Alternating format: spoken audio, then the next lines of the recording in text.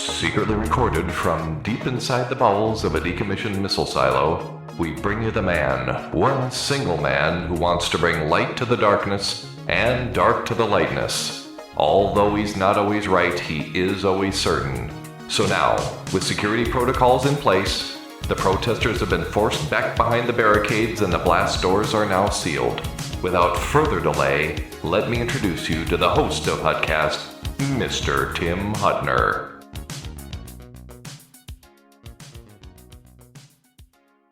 Thank you, Sergeant-at-Arms. You can now take your post. The views and opinions expressed in this program are solely those of the individual and participants. These views and opinions expressed do not represent those of the host or the show. The opinions in this broadcast are not to replace your legal, medical, or spiritual professionals. Welcome to Hutcast. Hutcast today in the studio, 3/5/2023. Natalie, you've told me how to pronounce your name, but throw it in there for me. Zeleznikar. Okay, and she is with the House of Representatives. And what district are you in? 3B. 3B. So for Hutcast, big guest in the studio today. Stand by. We will start this conversation in just one moment. In today's busy world, staying healthy and alert have become essential for those of us who want to get the most out of ourselves. So before you reach for that energy drink, ask yourself, are you really giving your body the best? If you want the energy without the jitters that commonly come from today's most popular energy drinks, then reach for something better. Reach for Super Fuel. Super Fuel is made by Casmo Incorporated. Super Fuel is a healthy boost. Super Fuel is made with vitamins B6, B12, and taurine, that is a amino acid that aids in weight loss and protects heart tissue. Beetroot powder and other healthy ingredients that will give you a quick, healthy boost. Make Super Fuel a great tasting, low-calorie addition to your daily regimen. Super Fuel by Casmo Incorporated. It can be ordered by visiting our website at www.superfuel.me or calling 833-383-5912. That's right, Super Fuel by Casmo Incorporated at www.superfuel.me or calling 833-383-5912. Super Fuel. Welcome back to Hutcast. Okay, Natalie, I've known you a long time, but haven't known you a long time. You've grew up in the same area I have. Tell me what's going on. Where are you from? I grew up in St. Francis and graduated in 1985. And you were part of middle school, high school, same thing, right? Correct. Did you elementary there as well? I did. So your whole thing was there. Yeah, I get it. And you are now the representative for which section? B3? 3B. 3B. That's a pretty big area, isn't it? It is. You know, it covers two harbors in Hermantown, city of Rice Lake, and also the city of Proctor and many townships to the north. And that's in the House of Representatives for the state of Minnesota, correct? Correct. Did you, in the past, have an inkling for this? Politics? Did you serve a board somewhere? Did you city council? What started you in this? I was not on the city council, any county position. I have never been in politics. I thought maybe I would run for county commissioner in 2027 when the commissioner for my district retired.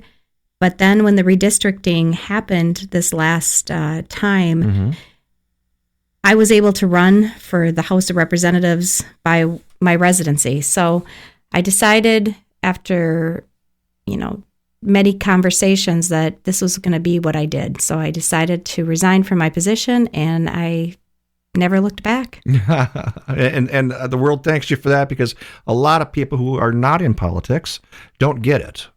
And you just jump in and, oh boy, it's a whirlwind, isn't it? It is a whirlwind. But the thing this year, we have so many freshmen that just stepped up and got into politics because they were really moved by the current environment in Minnesota and wanted Minnesota to be what they remembered growing up in. And they just decided to get in the arena. So it's really a great group of freshmen this year. They have a diverse background, and they bring great energy to the table. Yeah. So what possessed you? I spent my life caring for seniors, and after the COVID events from 2020, into 2021, I spent many days with my hands at windows, touching the windows so that, family members could touch their hands to their loved ones through a glassed window. And it was like the weather is outside today. It was cold, dreary, snowing, icy. Mm-hmm. And, it broke my heart to see 70-year-old men cry because they couldn't hold their mother's hand to say goodbye. And that was devastating to me. I mean, it was just devastating. And it wasn't 5 days or 7 days or a month or 2 months. This was 2 years of doing end of life in such a tragic way to me. Mm-hmm. So that really moved me. It became something where I thought, geez, at the end of your life, what matters more than to have your family with you or the people that are closest to you? Maybe it's a priest, a pastor, your friends. And after having breast cancer, and going through 8 surgeries before COVID, I was so grateful that I had my mom, my husband, my sons, his wife, and friends and family that could come and be with me. I was never alone. And so I thought, geez, being alone when you need somebody the most would be awful. And so it just resonated with me. And I just thought, this can never happen again. We can never have people die alone or be in the hospital alone at the critical points of their life without the people that mean the most to them. Wow. Pretty incredible, isn't it? We have a lot of that. A lot of people had that. And you engaged it. You took it up and you says that this is not going to happen again. Is that what I'm hearing? For sure. I mean, for me, I just felt like, I did a Catholic funeral in a parking lot. I was bringing in fish houses so families could sleep in a fish house outside the window of where their mom was because they wanted to be together and there was no way for me to do it. I wasn't allowed. The mandates prohibited family from coming into the building. And it was really difficult. I was bringing walkie-talkies outside, setting up charging stations so people could work from a fish house to be with their mom and to be together with people when they needed them to say goodbye. And I think the trauma and the lasting trauma that created for people, I am approached so many times by people saying it was absolutely awful because those are the moments you don't get back. And, so many people were told we're going to have to just get through this. But when you're dealing with seniors and in tragedy and trauma, there isn't another Christmas. Mm-hmm. There isn't another holiday.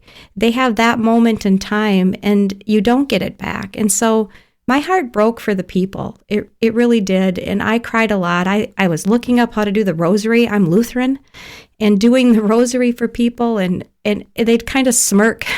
And I thought, gee, they know I'm not Catholic. And I said, can I do the Lord's Prayer? I got that down. And they would kind of smile. And I said, look, I'm doing the best I can, but I know this matters to you. And so I will do the rosary. And, I looked up everything I could to honor people's religious beliefs to give them the ending they wanted. Right. And so important.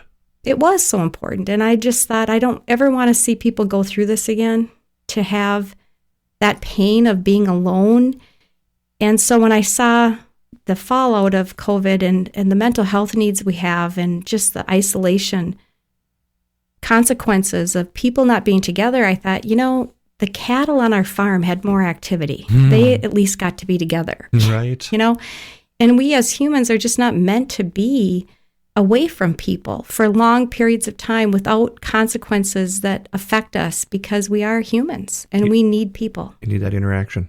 For sure. And even when people are dying or in tragedy, you could have something where it's a joy and you have a baby, but moms and dads need support and need to be together and that they want to celebrate the joys. And then there's also tragedy that happens in the hospital. And people to be alone in those moments is tragic. It's a whole nother level of human tragedy at an emotional level that's scars that just don't go away for a long time.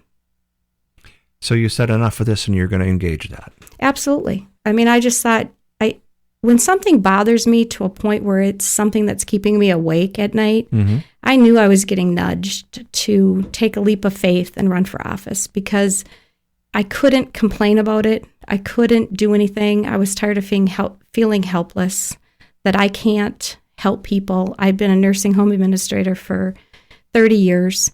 I had built a small-scale assisted living for my grandma 20 years ago to give her a style of an end of life like my parents did for my grandpa at the farm. Okay. And, I thought after doing all of that, the goal is just to be together at the end of our life. And so it was important to me to see if I could make a difference. Policy is shaped at the state of Minnesota. We have governing there. And so I thought after 30 years of working, it was time to try to get to the House of Representatives. That's a lot going on. It is a lot going on. I worked full-time as I started campaigning and thought, well, you know what? I'm going to give it my all. I'm just going to do what you do at the farm, and that's visit with people, which is something I seemed to master early on. My teachers would say, she likes to talk. I think it was on every one of my report cards. Right. So. We've all had that. Yeah, right. So I thought, it probably suits my personality just fine. I mean, it to me didn't seem like door knocking. It seemed like what we did in the farm. We just went. Seemed natural. It did. It was just visiting with people who were like-minded and maybe not, but we could have a conversation and say, what is important to you? If I got to the House of Representatives, what would you want me to do to represent you, your business, your family, your kids? I was giving you some guff online where it says Natalie for House, and I said Natalie in the House. She's in the House, yes. In the House. So that title should change on your hate book profile, right? Correct. Everybody's got a. Yeah, I thought, that's pretty cool. And switching gears, you had brought up a couple of points. How do you feel Walt's handled this whole lock it down? I mean, you ran. I get it. They stopped people from doing this, and you're one of 10,000 stories have gone through the same thing. Correct. Do you think it made sense to shut stuff down? When I look at it, I understand. I've been a CEO for probably 20 years now, and I've been running facilities for 30. So I understand the role of leadership is to do what you believe is best in the moment you're in. So I wasn't the governor, but I respected the decision he had to make with the information he had at the time. I think it's one of those things that's easy to go down a rabbit hole in the pursuit of protection, to do what we think is best for other people. Sure. And then you look at the information and go, maybe that wasn't best. And I guess the analogy I compare it to is when I started out being a nursing assistant in the 80s, the standard of practice was we tied everybody down in their wheelchair or in the bed when we put them to bed with vest restraints if they were somebody that was a high risk for falling. And so if they couldn't walk, we tied them down. So there was no falls. If they couldn't feed themselves and they didn't swallow on their own, we syringe fed them. And the syringes would come up on a tray. And as nursing assistants, we were just taught to, put the syringe in their mouth and push the button and, push it in, and they make them eat it. And that was told to us as that was best practice by doctors and nurses that said, we know what's best for this person. So you fast forward in 30 years of caring for seniors, we've went from totally restraining people who had no judgment to know they couldn't walk by themselves and were high risk to falls, to restraining them and medicating them, to having no restraints and everybody falls. But we haven't changed the disease. We still have dementia. We still have Parkinson's. We still have congestive heart failure. We still have osteoporosis. And it's the same type of thing with COVID. Doctors and nurses said this was best.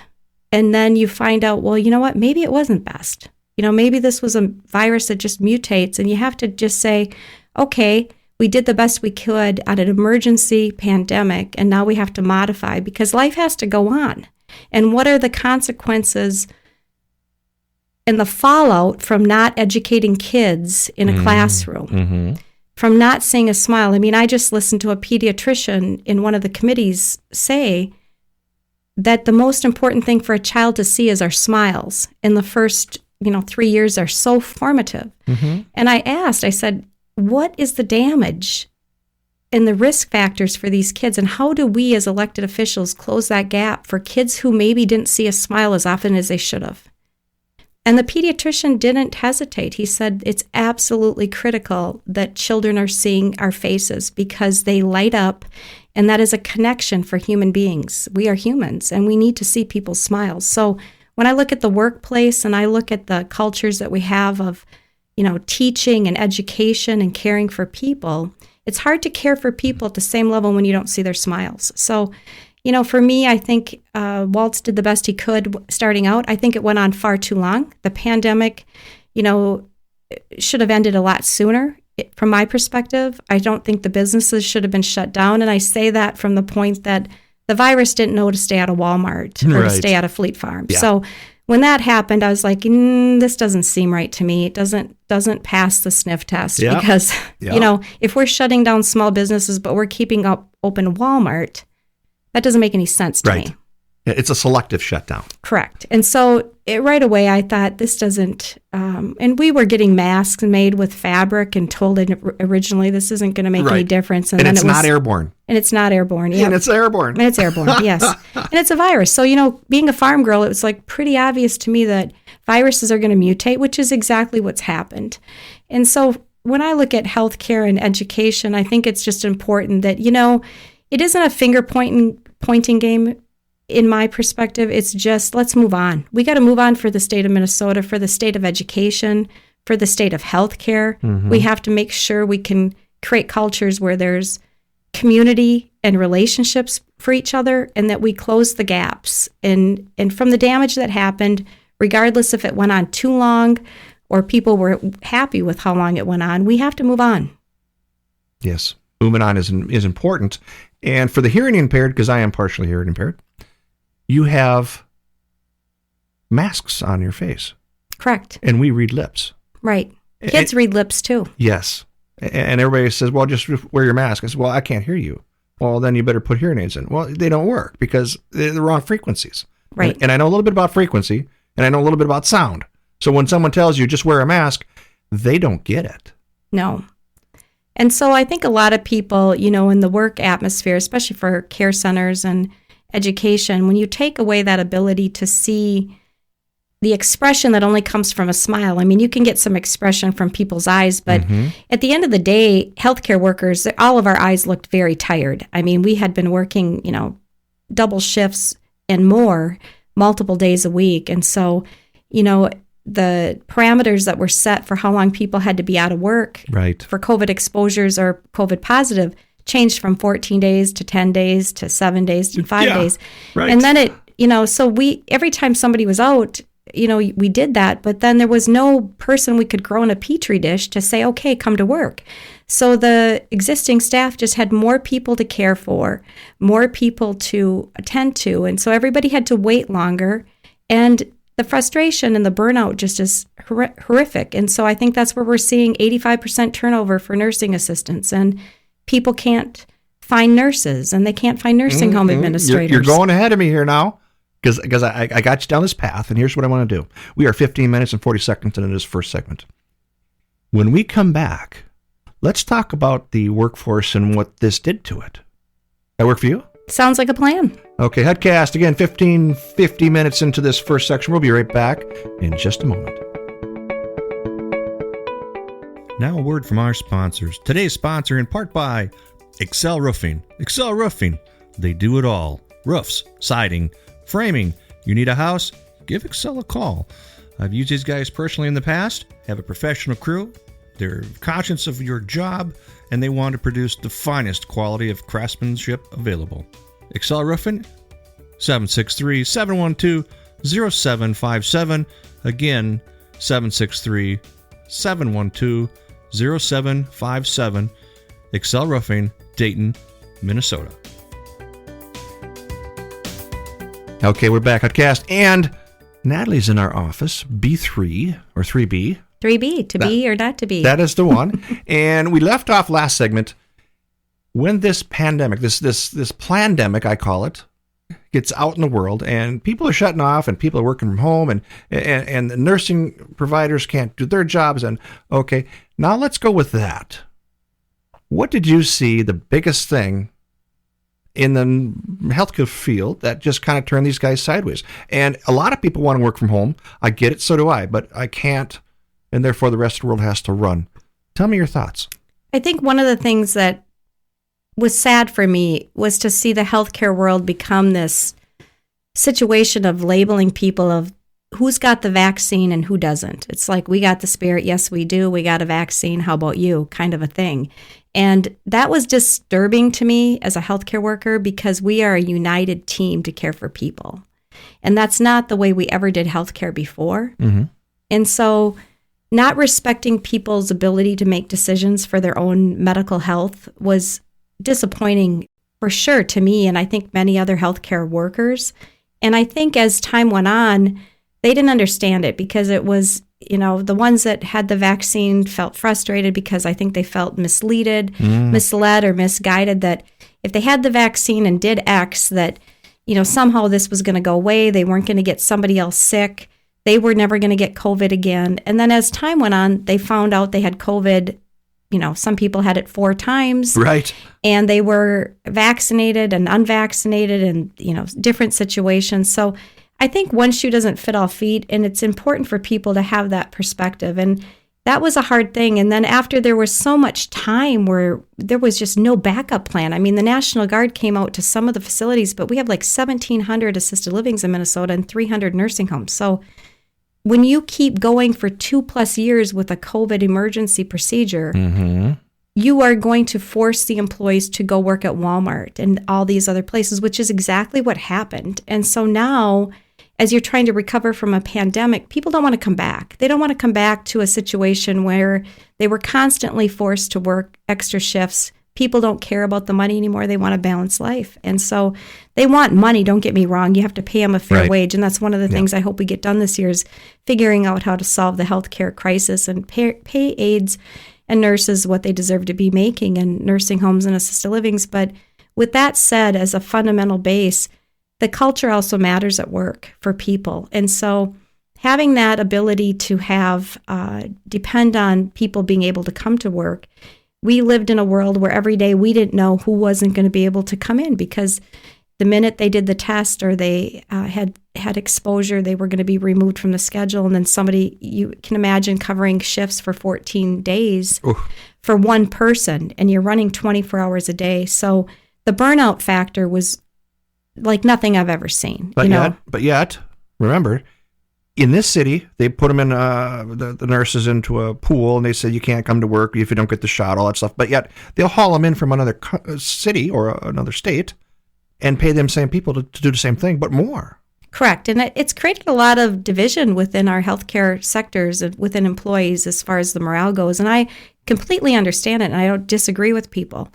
And at the end of the time with COVID, in the nursing home and assisted living, it went to the point where towards the end, it was like, well, even if you're COVID positive, you can now come to work as long as you're asymptomatic and you don't have a fever. Right. So we lost a lot of credibility in the nursing homes and assisted living world. And we lost a lot of great people. In rural Minnesota, a lot of people resigned that did not want the vaccine, or were just tired of testing all the time and the protocols. And the nurses were exhausted from filing all these data reports all the time on testing, and then having the surveyors come in and do fines all the time. I mean, Minnesota nursing homes and assisted livings were fined when we were in a state of emergency. Assisted livings were fined $3 million in Minnesota from 2020 to 2021, and the nursing homes were fined over $1 million. So when you take that kind of money out of operations for no fault of their own, where you're being surveyed for a plan of care not being followed, somebody's waiting too long to go, to the toilet, or they didn't have a shower, those type of things, penalties going to the facility at really nothing that was in their control. They were following the parameters set by the state and the federal government on how long employees had to be out of work, and then we fined them. And so I'm trying to work on initiatives like that at the state that can help us put money back into the facilities and the communities so that they don't go under. Because if we lose these providers, we're not going to get them back in Minnesota. That's right. They're going to be gone and forever, and now what? Absolutely. Then how are we going to be set up to provide 24-hour care for seniors or people with disabilities that need 24-hour high-level care? Just so happens I have a friend at the Health and Human Services Division of the Senate, and he's a really good friend, and he listens to the show. He's been on the show a couple times, and he is feeling the same exact way you are. He's also trying to author a bill for the William Shakespeare Advocacy Bill, and you'll probably see that rolling through the House here pretty soon. So we need a stamp on that from you. I sure can't wait. And it's the same kind of stuff that you're talking about. Now, we've talked about the problem. We've had your insight is wonderful. How do we fix it?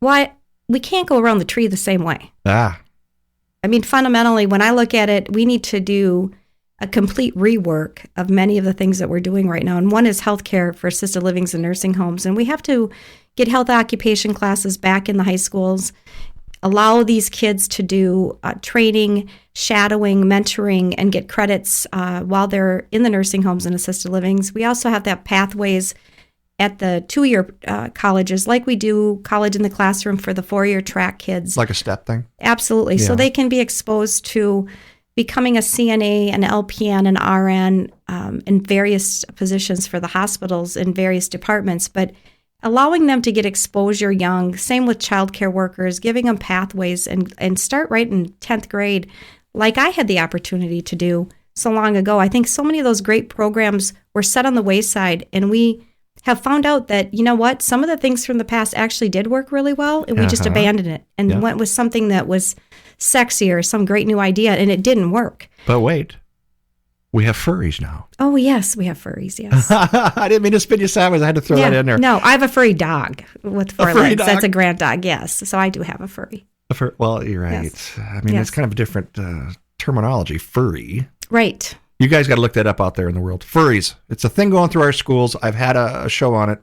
Not to spin you sideways, but this is the point of they'll cater to this nonsense, and the schools will be afraid to put their foot down and say, we're not doing this. So these furries can feel liberated and whatever they do. I don't even know what they feel like. I think on that topic, one of the most interesting committee hearings I listened to was talking about allowing menstrual products in all the schools and providing that, which was fine at a concept level that, we'd have them in the, women's bathrooms. And so then it was like, it has to be 4th grade to 12th grade. I said, okay, well, that's elementary school. So then we'll have it in the girls' bathrooms. And they said, we need to have it in both bathrooms, boys and girls. And somebody said, well, women menstruate. And they said, no, women don't just menstruate.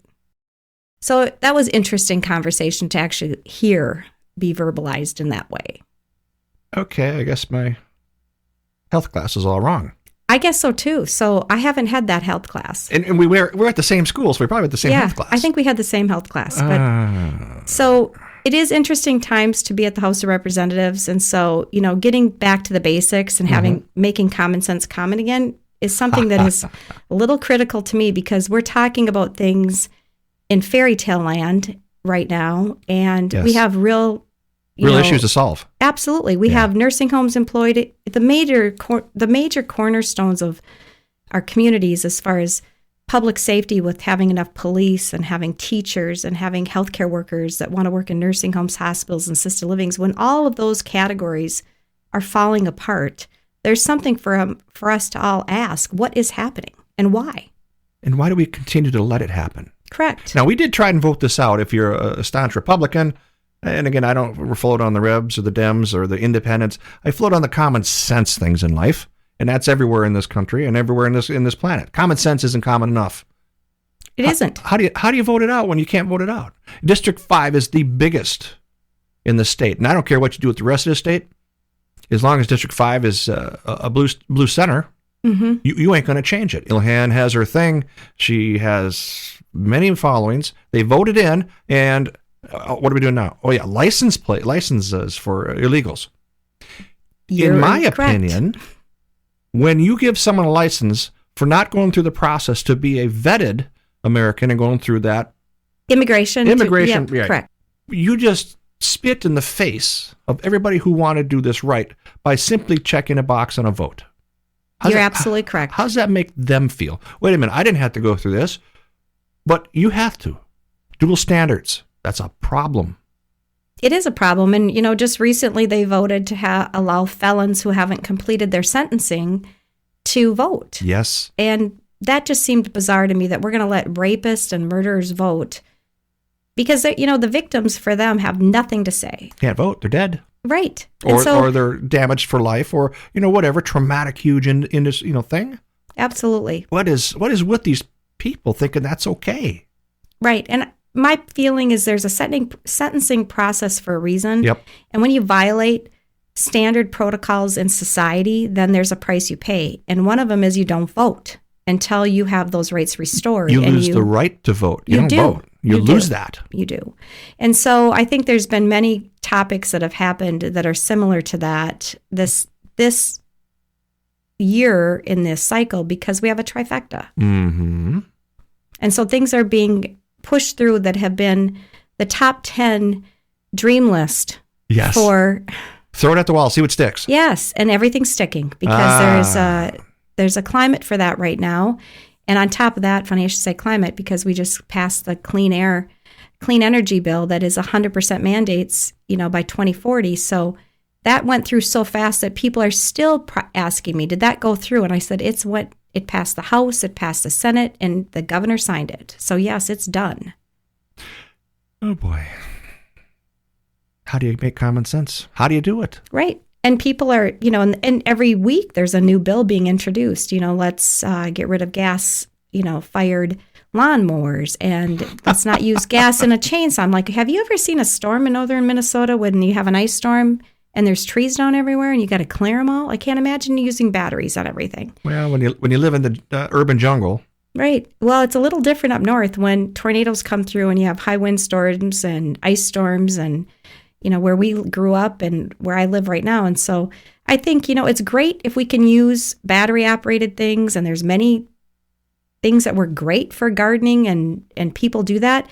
But I think mandates are the piece I have the problem with. When you go with an all or none mentality where you have to have 100%, we don't have 100% in anything else. We don't have 100% of the kids that know how to read, but we're going to have 100% wind solar. And if you think that getting rid of fossil fuels is a win. First of all, you still need lubricants. You need polyethylenes. You need anything based. I mean, look at Ohio when they had that train fall over. Right.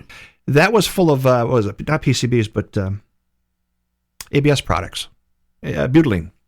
Yes. And that's a polymer product, but once it fires, I mean, it's dark stuff. And how can you do this when Ukraine, where most of our lithium products come from, are under attack? Absolutely. And the things we use for our everyday life, like you look at what it takes to make a cell phone and what it takes for us to have the necessities that we now call necessities. We're getting it from countries that we really can't rely on, nor should we want to rely on them. So why we wouldn't want to move forward in Minnesota when we have the highest regulatory environments for the environment and have mining happen in Minnesota is beyond me. I have no idea. You hit it. You triggered it again. Michelle Benson was on the show, and she's kind of a techie, so we kind of got along really well. Did you know that there's some MIT guys up in Duluthish area on the taconite range, the iron range, and they, instead of lithium, they're iron phosphate polymers. Wow. And they are trying to introduce a battery or test a battery that will last longer, better, and faster than a lithium product right here in Minnesota. Now, when Dr. Scott Jensen was on here, he had heard about this. Either that or he listened to the show and then listened to Michelle. And he thought, what a great way to make Minnesota great again. But we're choking them with these regulations. And of course, it's not like it's the Trump thing where, there's no regulations at all in the world. Everybody run wild. But it makes sense to do that for our area. And isn't that part of your territory?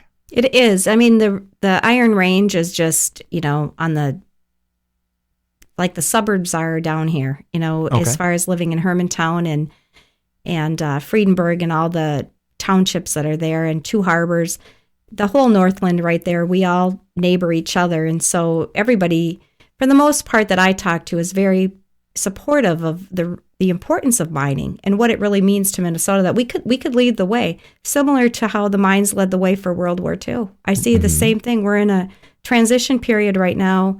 And in order to do what we want to do with this clean energy, we're going to have solar panels, and where are all the supplies coming from? We are getting these products from countries that,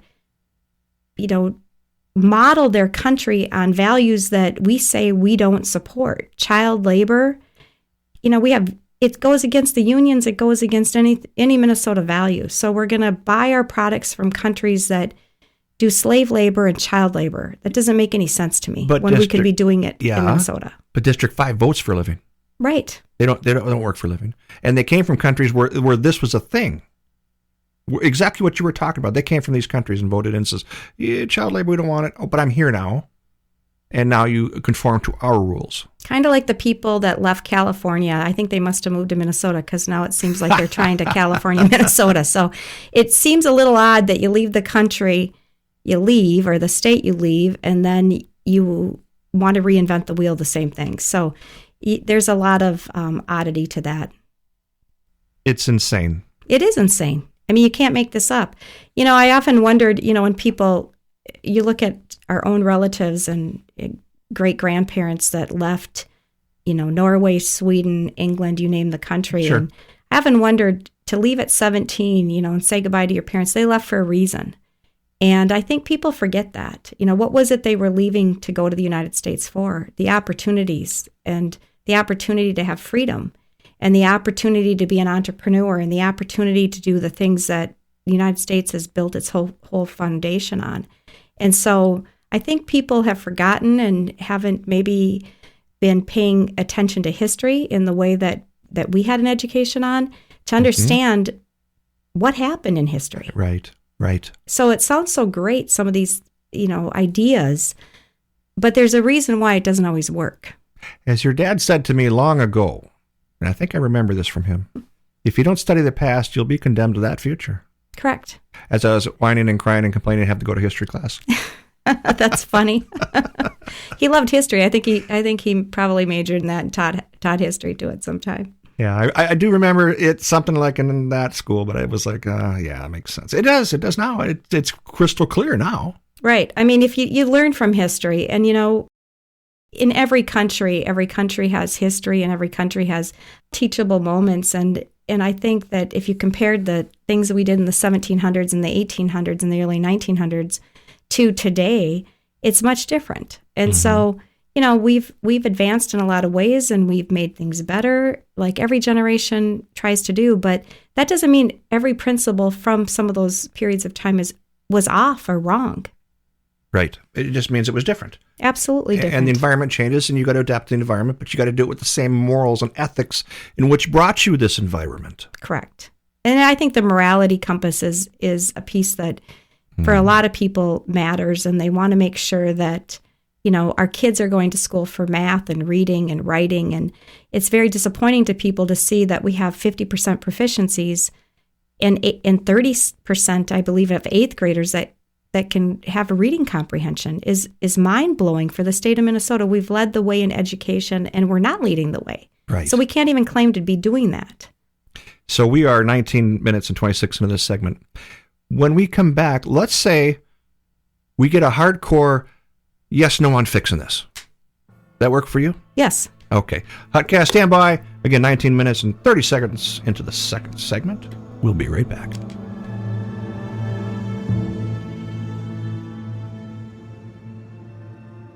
The current healthcare system is not meeting the needs of real people. People are demanding better care, better options, and want results. So Gareth Care has launched and is advocating for those in the U.S. and internationally, as people are realizing the controlled system has not been there for them. If you want your own independent advocate that is not controlled by big corporations, call or text and enroll today to get your advocate for your needs, serving all ages. For any healthcare need you might have, you matter. Here's how you get started. www.garethcare.com, GRAITHCARE.com. Call Gareth Care Direct 1-469-864-7149. Call or text a question to Healthcare Sucks and get an advocate with Gareth Care 1-469-864-7149. Mention Hutcast and you'll get a 10% discount on your advocacy bundle.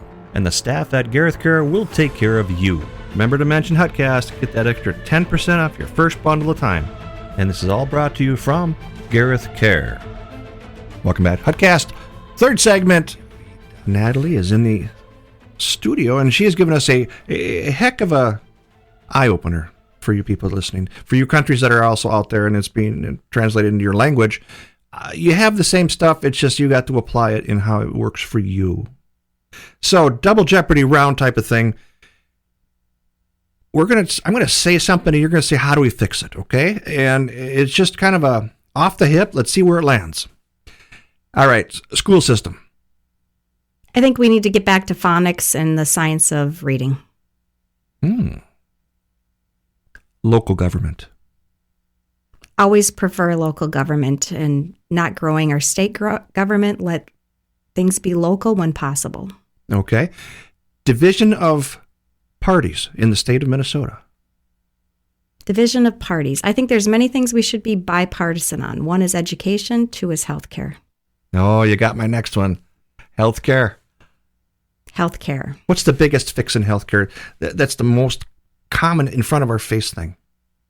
I think we need to bring back respect to the profession of nursing and honor the role an aide has, make sure we have compensatory pay to match what it is, and get health occupation classes back in high school so they have an exposure at a young age. Good answer. All right. Okay. Sentences for felons, carjackings, robbing. You know, these kids are going wild and they're being animals. What do you fix? How do you fix that? I think if you don't teach children that there's a consequence for a crime, the crimes are going to continue and they manifest into much more severe crimes than what starts out as stealing a piece of candy or something. It's carjacking, it's catalytic converters, the list goes on and on. So I think we need to stop in the catch and release and let people know that there's consequences. The catch and release. We had some candidates for Hennepin County Sheriff, and that was one of his big things, is the catch and release thing. And he was absolutely upset over it. Jai Hansen didn't win. Witt took over him. And, of course, Dave is out. I think it's disturbing to me to think that anyone would be able to have plea bargains and sentencing reduced for murdering people and these egregious acts of just rape and violence and anything that harms a child. I have zero tolerance for that. You know, they need to be locked up and for a significant, amount of time. And probably some of them just never should be released for the crime they committed. But what if it's a child doing the crime? If it's a child doing a crime, I think we need to get better at behavioral health units and treatment centers and have them in a setting where they can get mental health and resources with, doctors and teams to have pathways into society and then match the treatment to it. That's a tough order. It is. I think we're going to need something because the hospitals right now are full of children that can't be placed, and that's very concerning to me. You went there again. You like read my mind? I think I am, Tim. So, hospital systems, themselves.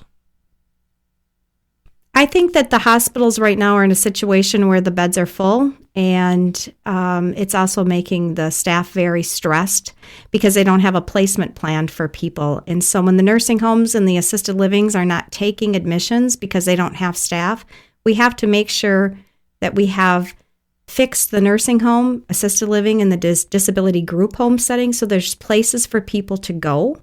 Then we need to make sure we have transportation that's funded so that we can transport people when they're ready to discharge them from emergency rooms and hospitals. Not everybody has family close by. Now, you hit a buzzword there. Is it the hospital full, or do they not have staff per capita hospital? Because during this whole crap show, Mercy had floors that were wide open. There's nobody on them. You're correct. There were many hospitals in COVID that had open beds. They just did not have the staff. And that would make sense to me. And the same was with the nursing homes and assisted livings, because every time we had a COVID exposure, to the point we talked about before, we had to have people stay home. And so we couldn't do admissions. We were running too lean as it was. The patient count was high. because there was no relief of another employee to come in. So I think right now the emergency rooms are full in a lot of the places, and they are probably seeing the bed count be higher in the nursing homes and because the nursing homes and assisted livings aren't taking admissions. The hospitals are full in a lot of areas. Okay. All right, let's step up our game. Global. Let's go national real quick. Balloon over the country. That's a good one. I mean, it's everybody's doing it. I stayed away from it. Oh, right. But I just kind of had to jump in and go, Sure. I'm absolutely dumber. You don't want you don't want the kids to have science projects with these little balloons going up in the air anymore? Well, I'm okay with that. Yeah. In my last episode, I did say, well, you didn't study the past, so you're condemned to the future. Now, I said to everybody, how does, what do you call it, the Air Force, the United States government, everybody not see a balloon coming over from anywhere? What are they, blind? And they didn't pay attention because back in 1940-something, 41, 39, the Japanese sent over 6,000 balloons with payloads in them. And they were dropping them on us. They were. So how do you fix that? The balloon guy. I don't know. I'm not a balloon expert, but I bet you that there's people smarter than me that are watching national security should be able to pick that up. That would be my guess. It's kind of a balloon thing, right? Right? It's big. Yeah. Wait till it gets over the whole country before you go, we should shoot it down? Probably not a good plan. I didn't see it as one. Right. It's not a good snack time. Got to be monitoring it. Well, that's what we have the stuff for. Right? That's why we have the technology. So one would think that with all the technology of drones and everything else that we have, that we'd be able to see. But you can't find a balloon. Right. Hey, great drone. What was that? That was a balloon. With a nuclear payload, who knows what, chemical payload, biological, drop it over a city.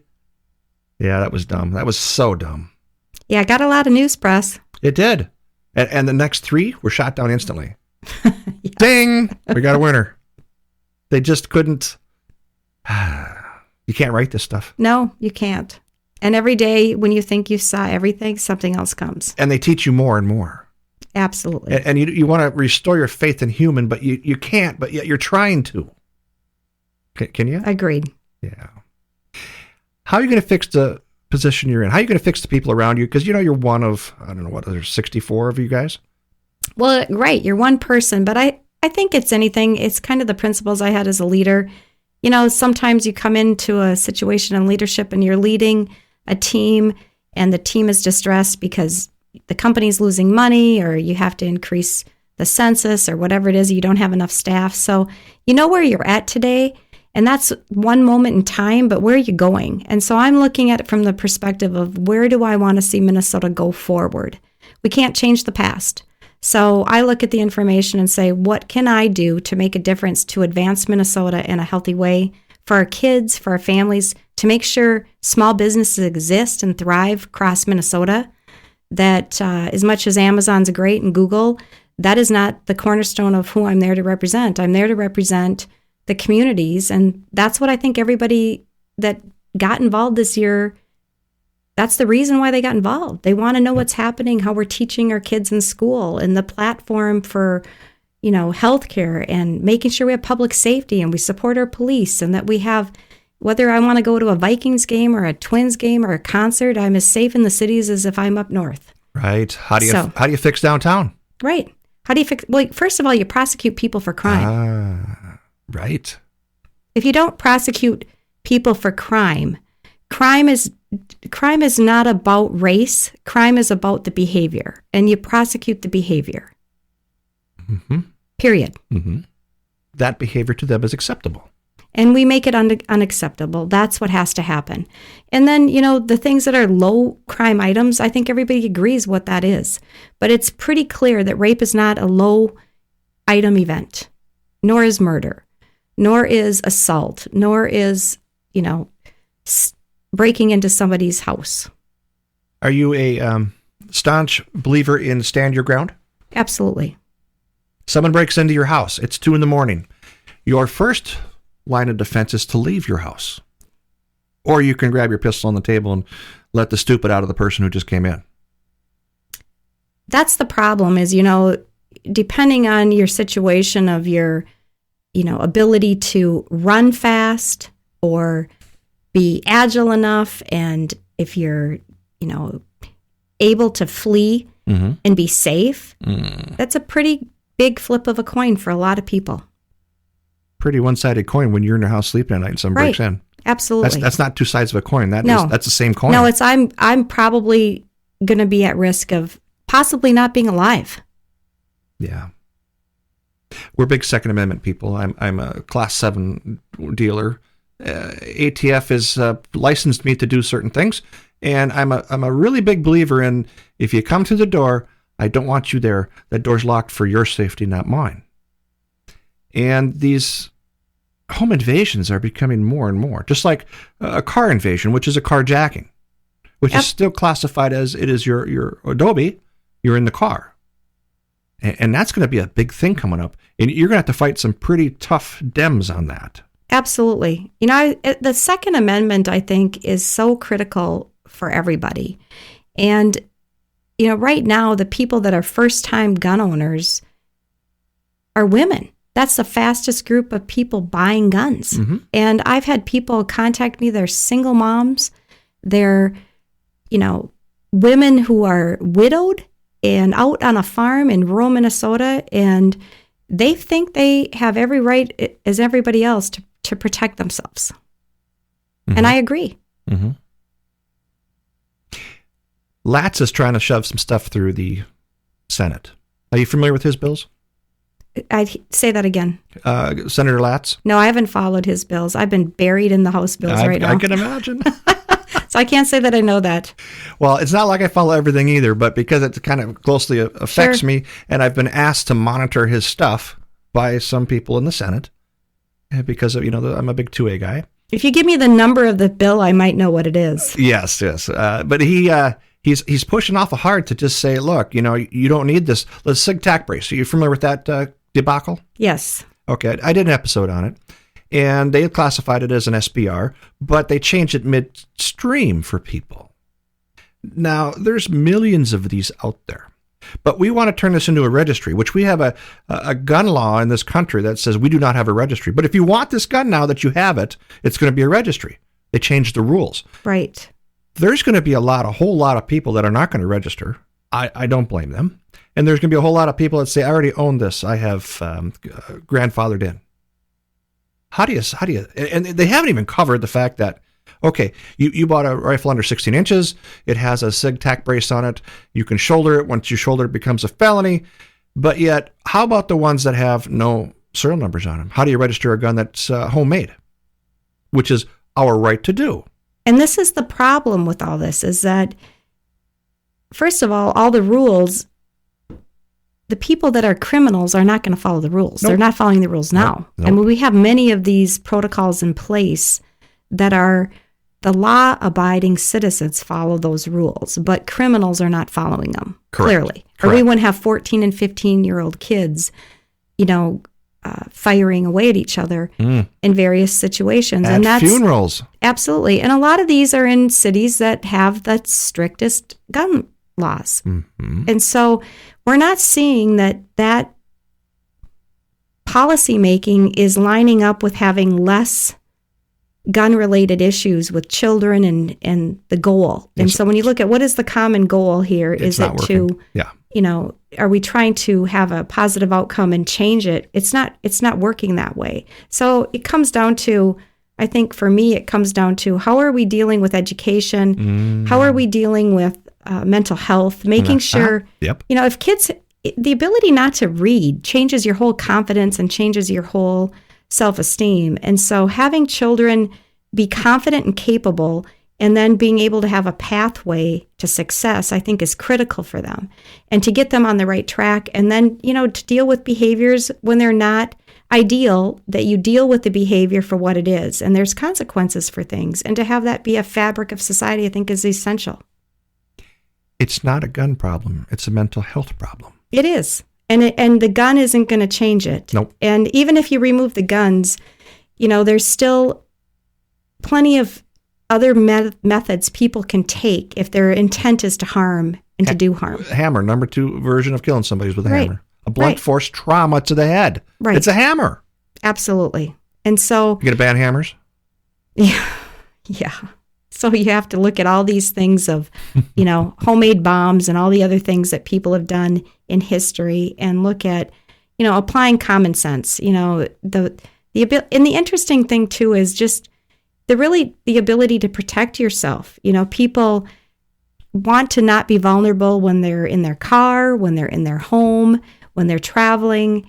And so, there are people that feel very strongly about this, and rightfully so. The reason it's a Second Amendment. Do you know why it's a Second Amendment? Do you know what the reason the Second Amendment is for? Well, which piece? Do you mean the right to protect yourself and to... Yeah. Do you know why there's a second? I'm not sure. Because there's a first. Well, yeah. Freedom of speech. See? When there's a first, and I want my right to an opinion, and I have to back it up with something like that. That's the point of it. They did this 1776. They were pretty smart, weren't they? And how did we lose sight of that? Well, it's interesting, too, because I've had people say, it's interesting to watch the United States give Ukraine guns. Yeah. Because what happens when you don't, if you have a foreign invasion into your country and you need to be able to protect yourself. And so there we are, doing this. And people watch that and they think if that could happen in Ukraine, it could happen anywhere. Number 11th power in the world, Ukraine. And they're a very good show listener. So guys, listen up. And I've heard them before. They don't want to go through with what they're doing. And no one would. It's war. It's a war. Absolutely. It's not good. It's not pretty. It sucks. It's terrible. But the government put them in this position way back in Gorbachev days. You know why Putin's all lit up here, right? Well, which reason? Which reason? Okay. When Putin finally went to the Ukraine and says, look, I'm done with this. You have to follow through on what you said for the treaties. And Reagan and Gorbachev says, hey, tear down that wall. We were all part of that. Right. But tear down the wall means you disarm your border. And everybody agreed to it. But they didn't disarm. They increased their strength on their border. And that's like between Wisconsin and Minnesota here. And all of a sudden you got first strike weapons on your border. And he constantly says you need to disarm. But they didn't. They kept bringing it up. So even the guys in Ukraine say we kept pushing and pushing and pushing, and to the point where, you poke the tail and that was too far. And Correct. That's one of the reasons. That's the biggest reason he didn't do it. So that's a thing. We're in interesting times, aren't we? It's insane. It is insane. I mean, it's a tragedy to see. It's, you can only hope that things are going to get better. And there's some times in history where it seems to take this cycle, and hopefully we're going to come through a new cycle for the state of Minnesota and for the world. We got to flush this toilet, don't right? we? Right? Yeah, right. Take the manure spreader and spread it out. So whatever we got to do, we got to do it. That's right. So what's your takeaway? We're about 18 minutes in this third segment. Give us your takeaway. How do people get a hold of you? What do we got to know? Well, you can follow me at rep.natalie.zeleznikar at house. Better spell that for them. Okay, NATALIE.ZELEZNIKAR at house.min. And you can follow me on my subscriptions for emails, and you can follow me on my Facebook page for my rep.natalie.zeleznikar. And I would love to hear from you, so you can certainly reach out to me too. Well, we've learned an awful lot here today from you. Thank you for coming into the studio. And well, thank you for having me. We'll make you sound like a rock star when we're done with this. Right? So what we want to do is make sure that everybody hears your message. You're speaking the same language I am, and a lot of people. I think, most people in Minnesota and really, across the country, they just want common sense again. They're tired of all this, the buzzwords, all these things. They're like, can we just get back to having the human race be love your neighbor as yourself, let's be kind, how about the golden rule? How about, responsibility, personal responsibility, work hard, all the principles of life that we've learned from generations long before us, and apply it. Watch your and own most daughter. people want to lift up people who, need help, but, those that can help themselves should, and we do. And so, the government's role, I think, is to do good things in education and public safety and then to put some frameworks for healthcare and let the free market go and let small businesses thrive and then get out of their way. Let teachers teach, let the police be police, Yep. let healthcare workers do their thing, and let professionals do their job. Let business. And let the businesses thrive. Yep. You know, stop all the crazy mandates. I mean, we've got into a mandate. There's a mandate for every topic possible from A to Z. So we need to stop it. And I'm getting just bombarded by that. So, you know, it's peeling the onion back every day, every layer. And just, you know, I'm optimistic. I think people are getting involved. I think a little bit we've been asleep at the wheel. We've taken for granted how fortunate we've been. We're 3 generations now away from people that stood in food lines, you know, during the wartime. And, you know, so we've had a lot of great opportunities in the United States and in Minnesota. And now we have to realize that it's not just going to stay great unless we all get involved and make it great. Well, again, some very wonderful words. I appreciate it again for you coming in. We'll get this edited up for Sunday at 5. We drop at 5. Awesome. Can't wait. And thank you. And we'll catch up soon. And I wanted to cover the November 6th insurrection thing, but we'll do that another episode. All right. Sounds like a plan. Okay. Thanks, everybody. Yep. We'll catch you next week. For Hutcast, signing off. And that's a wrap for Hutcast. Hutcast is, again, a pragmatic approach to seeing things how some people see them. If you like our show, give us a thumbs up on the Facebook site. Again, for Hutcast, thank you again. Have a wonderful evening.